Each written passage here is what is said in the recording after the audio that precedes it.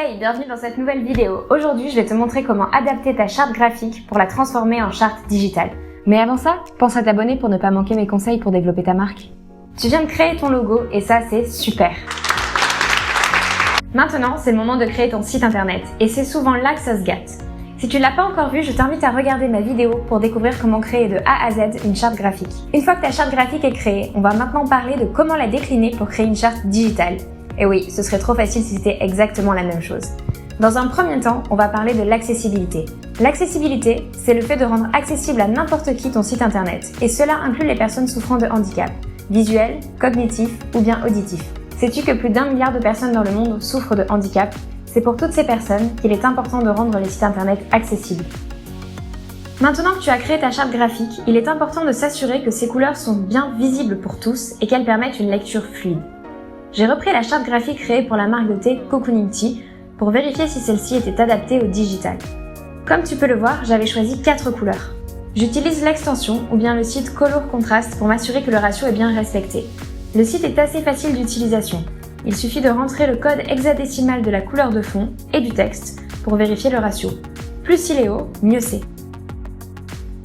4 couleurs, du coup 4 tests. Tu peux voir par exemple que les ratios du orange et du jaune sont assez bas en comparaison au rouge et au vert. Toujours grâce à Color Contrast, on peut faire des tests de police afin de voir le résultat grâce au contraste. Côté couleur, pense aussi que les personnes daltoniennes n'arrivent pas à différencier celles-ci. Lorsque tu crées un graphique, pense toujours à rajouter un motif. Cela permettra aux personnes ne pouvant pas différencier les couleurs de tout de même comprendre l'essentiel de ton graphique.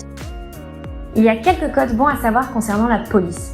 La première chose, c'est qu'une taille de minimum 16 points est demandée. On demande aussi à ce que le texte ne soit pas justifié car c'est plus facile à lire pour les logiciels. La troisième chose concerne les majuscules. Utiliser des majuscules uniquement en début de phrase pour permettre également une lecture plus fluide par les logiciels. As-tu déjà enlevé le soulignage sous un mot servant pour un lien parce que c'est plus joli? Eh bien en réalité, ce soulignage sous les liens permet aux personnes ayant des difficultés à différencier les couleurs ou à lire d'identifier immédiatement où se trouvent les liens dans ton texte. Il est donc vraiment dommage de les supprimer. Tu as certainement déjà entendu parler de l'importance des balises alt pour le SEO. Eh bien, pour les personnes malvoyantes, les balises alt ont également leur importance. Les logiciels de lecture pour ces personnes lisent également ce qui est contenu dans les balises alt. Cela leur permet de mieux comprendre les images qui sont proposées et ainsi de mieux comprendre l'aspect général de l'article. Aujourd'hui, le sous-titrage est devenu un bon moyen de permettre à tous de consulter votre vidéo. Il est fort possible que de nombreuses personnes l'écoutent sans le son. Sous-titrer permettra ainsi qu'elles comprennent mieux votre message. Et c'est primordial pour les personnes malentendantes. Le sous-titrage est quelque chose qui est assez facile à mettre en place. De nombreux logiciels en ligne permettent de le faire. J'ai par exemple utilisé Vid sur mes dernières vidéos, ça permet vraiment de générer automatiquement les sous-titres. Pour les personnes malentendantes, il peut être également utile de rajouter des pop-up pour remplacer les effets sonores qui pourraient être introduits sur ton site. Pour les personnes souffrant de handicap cognitif, comme pour l'ensemble des personnes visitant ton site, il est important de créer un contenu simple. La simplicité est toujours ce qu'il y a de mieux. Cela permettra de bien comprendre ton plan, de faciliter la lecture et aussi de retenir les visiteurs. Parlons maintenant de l'UI et de l'UX design. Ce sont deux méthodes complètement complémentaires qui vont influer sur ton site. L'UI, c'est le fait que le site internet corresponde à la personne qui t'a commandé le site et que les usages soient cohérents. Et l'UX design correspond à l'ergonomie du site et à comment le visiteur va se sentir lorsqu'il sera sur celui-ci. Comme tu peux t'en douter, l'UX design doit être travaillé en amont du site car c'est le parcours de l'UX design qui va permettre de déterminer comment seront placés les boutons et comment le site sera hiérarchisé.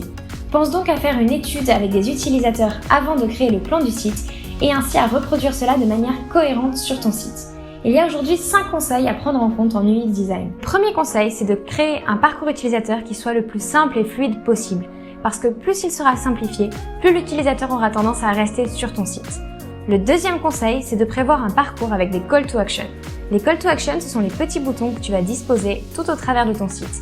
L'idée est de penser à un parcours complet, un peu en forme d'entonnoir, de manière à ce que l'utilisateur aille exactement où tu le souhaites. Et cela passe bien entendu par les call to action. Le troisième conseil, c'est de choisir une palette colorimétrique cohérente. C'est ce que l'on disait précédemment. Les couleurs doivent être à la fois visuellement sympathiques, mais également correspondre en termes de normes d'accessibilité. Le quatrième conseil, c'est d'intégrer un chatbot. Même s'il n'est pas relié à une messagerie instantanée, cela enverra un message positif au visiteur et facilitera le fait qu'il laisse un message. Et le cinquième conseil, c'est de penser à une bonne hiérarchisation des contenus. C'est primordial en SEO comme en termes d'UX design. Le troisième point pour réussir la mise à la charte digitale de ta charte graphique, c'est de faire une recherche de visuels. Après l'accessibilité et le X-Design, on s'attaque donc à la création d'une banque iconographique. C'est important de le faire maintenant car plus tard dans ta démarche, tu n'auras pas forcément le temps de chercher des visuels de qualité.